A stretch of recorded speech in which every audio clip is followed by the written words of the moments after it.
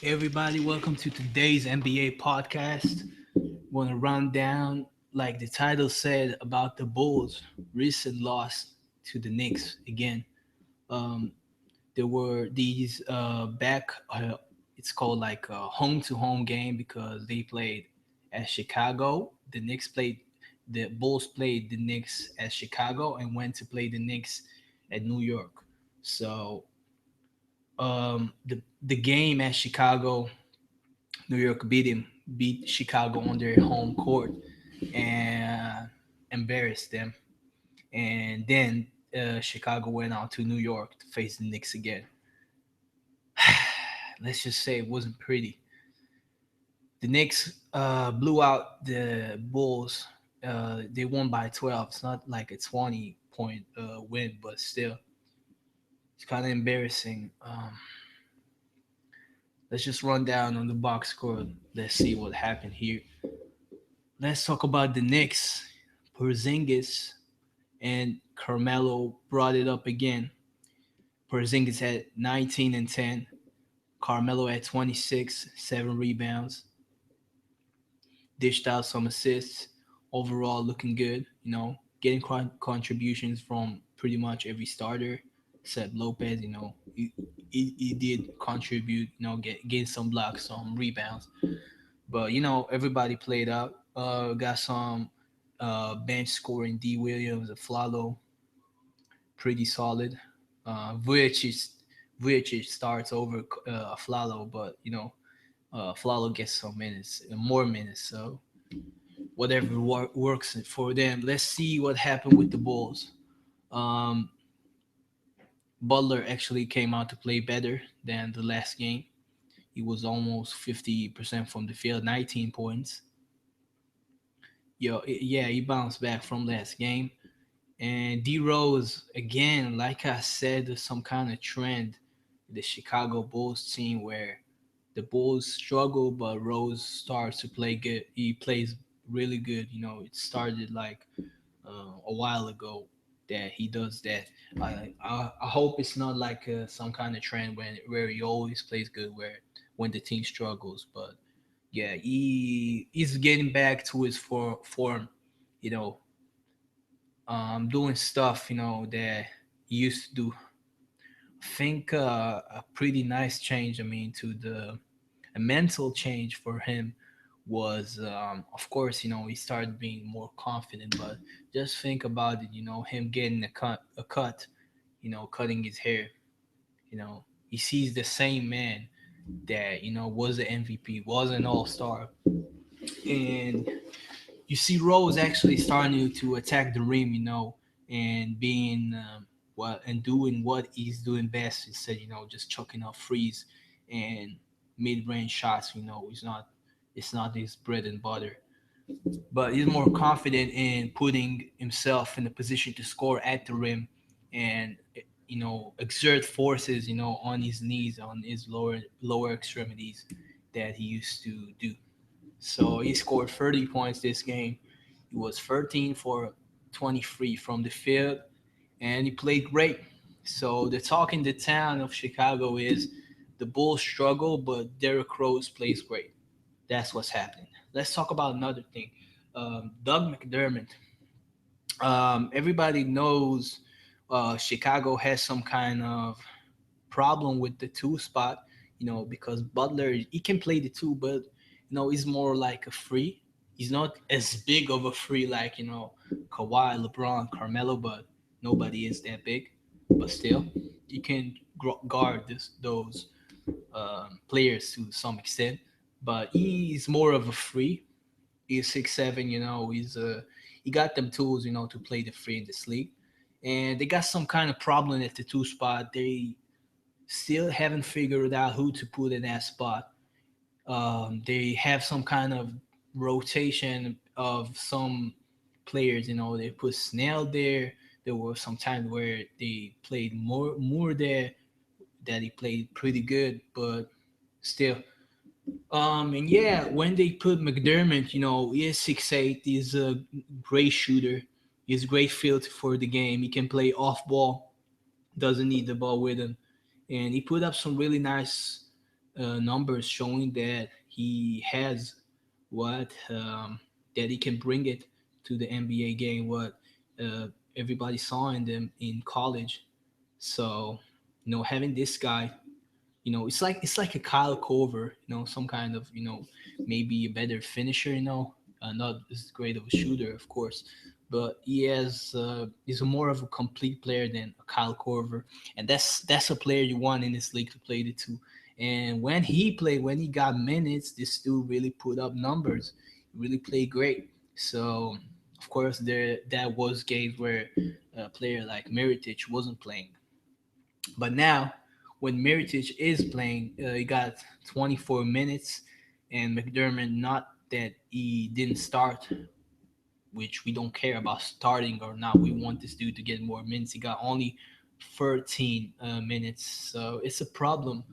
He only scored 1 point, but you shouldn't you shouldn't consider the amount of minutes he got as opposed to what he produced, because the thing is with young players, this dude, we all saw he started to get more confident, and confidence is like a major key, especially when you're starting a new league. I mean, he's a rookie, uh, essentially. So he started being more confident, taking shots, doing what he does best, bringing what he does to the table, being confident doing it, he played really great. So what's the message that the Bulls are setting to him now? You know, I mean, everybody know he played great. He knows he played great. So what's up with that? I mean, now that Miritich is back, he put up like 8 points this game with 24 minutes. Miritich did not show any kind of consistency. So, and you have some kind of problem with the two spot. So you had this player which in McDermott that has some kind of streak, playing good, starting being confident, and now all of a sudden you cut his minutes. That's some I think the Bulls should consider and giving this dude a better role, but they have to stick to it. Like I said in my last video, like in a coach, that you hire a coach, you commit to a system. It's not a 1 year thing that everything starts to work out. It's in with a coach. It's in a player.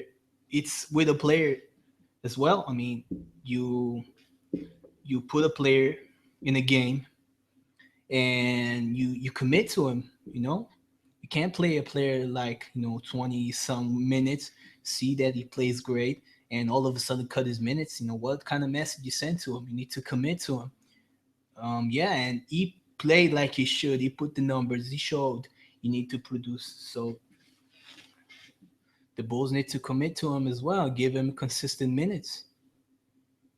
That's something that the Bulls need to think about. I really think they should give McDermott some more minutes in that spot. Playing with Butler maybe. Paul Gasol didn't play this game. It was injured, right knee injury, and Tony Snell's not getting any minutes. You got Holiday playing over him, I guess so. And Portis this game has 17 minutes and 0 points, but I guess that's okay. Um, Nobody expects him to be consistent, but everybody sees the potential he has and what he does when he's in the game. So last night, I mean, when the Bulls lost to the Knicks in New York, Taj Gibson went out and said, I'm tired, just he said like this, I'm tired, talking to the media and say, yeah, we should do this and that, and we're soft and all that stuff. I mean, yeah, I mean, he said, I'm just embarrassed. Yeah, it's a quote. I'm quoting. He said, hell yeah, I'm embarrassed.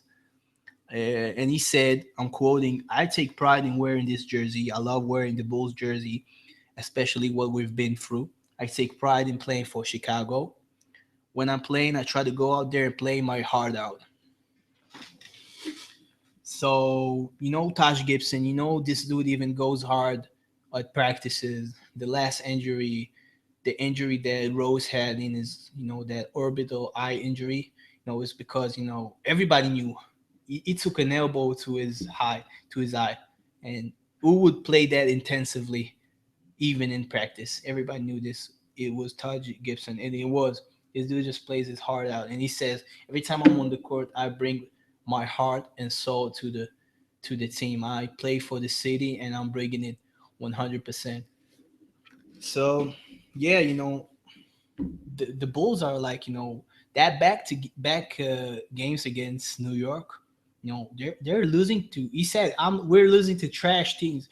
We're losing to teams that have nothing to play for. Yeah, the Knicks have nothing to play for. The Knicks are not playing for a playoff spot. You know, the, the Knicks are, you know, the Knicks are trash. I mean, the Knicks are going to are looking for picks. Get some, the young players and build up a team. Everybody knows that. Carmelo is caught up in that situation, but he brought it on himself, and that's okay. But the team is on the mindset to get some picks. They're not playing for anything. They're not gonna go to a playoff and think they're gonna do some. They're not gonna do nothing. So no, the Bulls, the last few years they were playing. They were every time on contention. Every team that went to Chicago knew they're gonna get that work. That Chicago is gonna bring it. With Tibbs, at the helm. But right now, he says Taj says, it's not like that there anymore. Teams are not seeing Chicago as tough as they used to. I mean, and that's what happens. That's what actually happens. Chicago losing to trash teams like the Knicks, and they it's so amazing to think about. It's like mind blowing that such a talented team is fighting for a playoff spot in the East. It's just amazing to think about it. And remember, I think it was the game against the Knicks that the commentators talk about how Chicago, they're saying they're fighting for a playoff spot, but they don't look like a team that's trying to fight.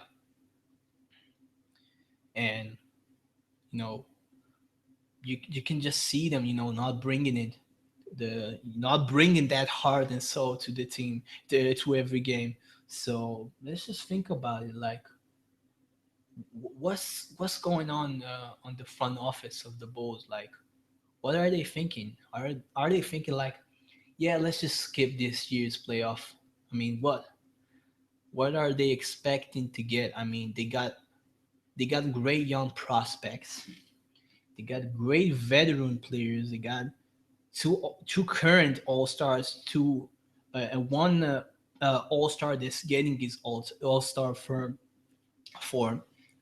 And so what they're saying, like, let's just skip this year's playoff. Isn't it better? Isn't it a better idea, to start, trying to actually bring effort to these games and trying to figure it out and get some kind of winning attitude, and trying to get the pieces, connected or something like that. What is it that makes the Bulls struggle so bad? And you see players have to be interviewed and say we're embarrassed and we're not bringing it and we're soft. What is it with the Bulls that does it, that make them go out to games and play that bad? I mean, what? I mean, is it in the front office? What is it? I mean, is it players, saying, yeah, we're not bringing it hard because we're playing for a coach like Fred, not Tibbs. So now it's because of Tibbs. Star said, when we played for Tibbs, he was the one that was giving out. He was the one that was giving out the orders. But at the end of the day, we went out and we played. We had to play. So what is it? I mean, what is it with the Bulls that they are struggling so bad in the East? Losing to the Knicks. Come on now, come on.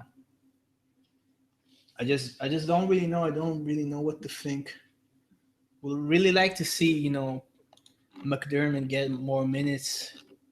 I like, seeing Rose playing better. What is it? Are the Bulls saying, yeah, Paul Gasol went out and said he's not gonna play it for us next year, so we're gonna shut it down? Is Paul Gasol the reason why the Bulls are just deciding to skip the playoffs this year?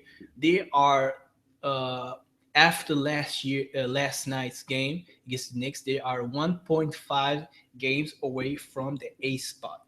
What is it that makes the Bulls pretty much decide they're going to skip this year's playoffs? What is it? Let's take a look at the Eastern Conference standings. Let's see. Everybody knows. Everybody knows the Cleveland has the whole conference locked up. Okay, it's not like the Western Conference where you got teams like Golden State, the Spurs, the Thunder, and all them teams which are real. You got in the Eastern Conference, you got pretty much one team, that's everybody knows they're real. They're gonna go all the way. You got, of course, you got teams like Toronto. They won a lot of games. They won 48 games, lost 23. But last year they choked in the playoffs. So can never know what they'll bring to the playoff. So yeah, you got Atlanta. They were, the best.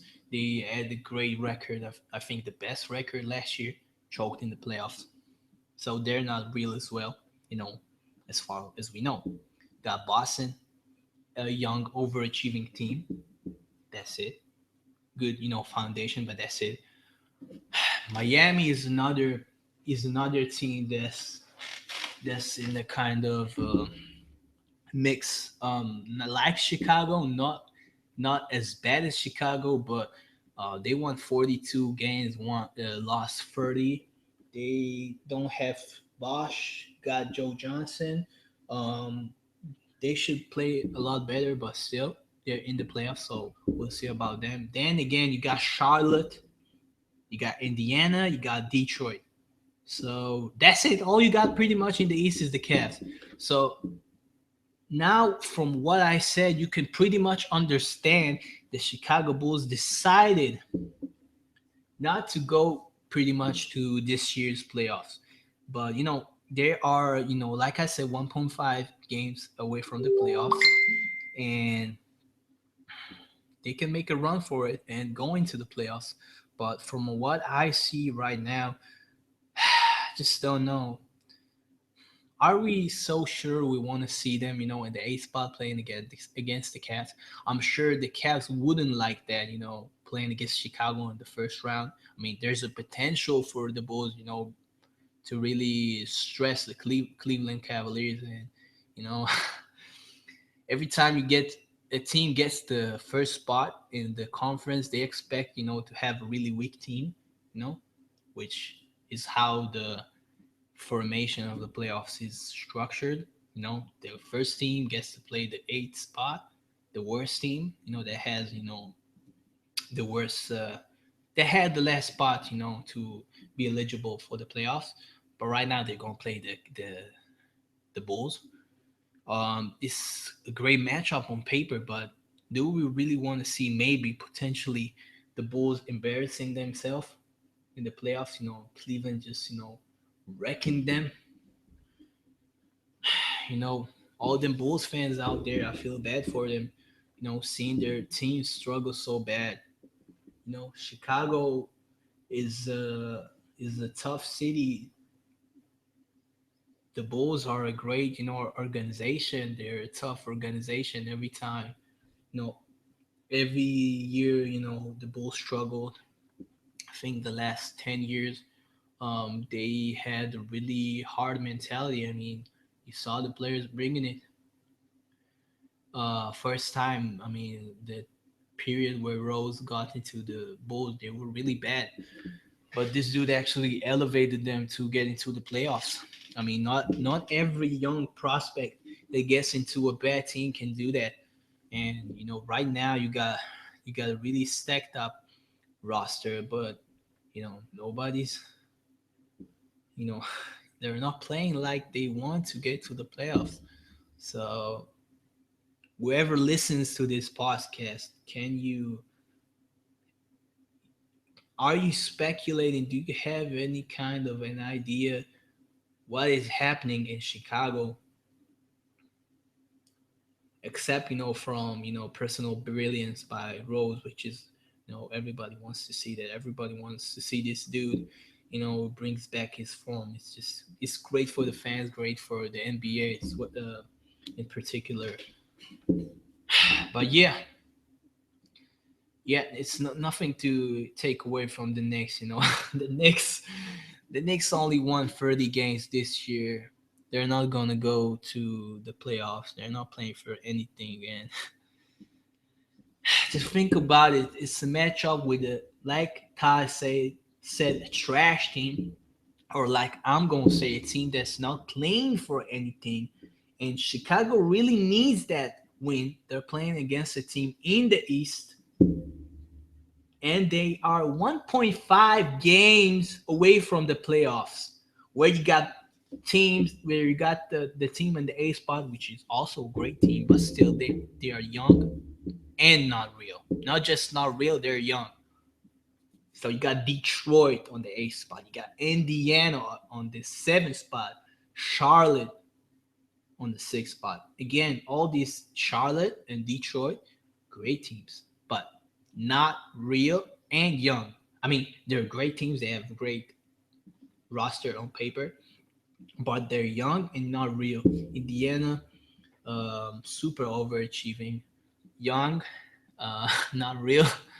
And I wouldn't say they're so good. I mean, on paper still, but yeah. So that was pretty much this day's podcast. So, like I said, if anybody has some kind of idea what's happening there, any kind of light to shed upon this mystery, please let me know in the comments below. And this is 2FansTalkBBall. Let me see you next time.